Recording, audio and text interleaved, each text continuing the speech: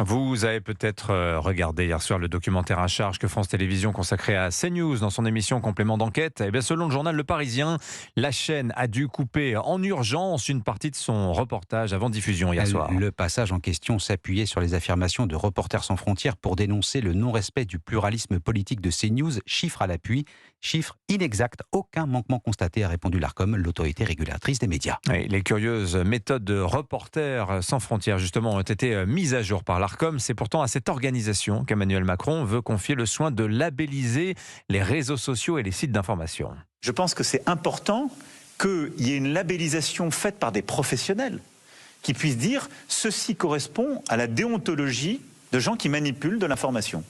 C'est une matière dangereuse, en fait, l'information. Emmanuel Macron, extrait d'une intervention du chef de l'État lors d'un dialogue avec les lecteurs de La Voix du Nord à Arras, c'était le 19 novembre. Donner le sifflet à Reporters sans frontières pour jouer les arbitres, la décision ne passe pas forcément comme une lettre à la poste. RSF est loin de faire preuve de la neutralité qu'elle réclame pour les autres, Jacques Serret.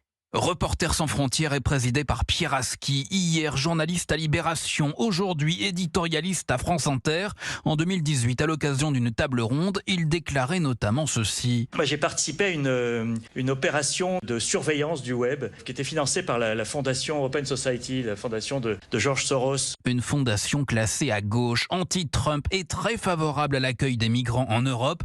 Une ligne partagée par bon nombre de cadres de Reporters sans frontières, à commencer par le directeur général Thibault Brutin, qui n'a pas hésité à prendre position lors de l'entre-deux tours des dernières élections législatives. Marine Le Pen a dit à plusieurs reprises toute l'admiration qu'elle avait pour Orban. Parce que nous savons trop ce que signifie l'extrême droite en termes de liberté de la presse, signez la pétition du RSF. RSF est devenue une bande de gauchistes, fustige Robert Ménard, qui l'a fondée il y a 40 ans. Une ONG aux méthodes douteuses, démontée dès hier soir par l'Arcom. Le gendarme de l'audiovisuel indique que le pluralisme est parfaitement respecté sur la première chaîne d'information de France. Jacques Serret du service politique d'Europe 1.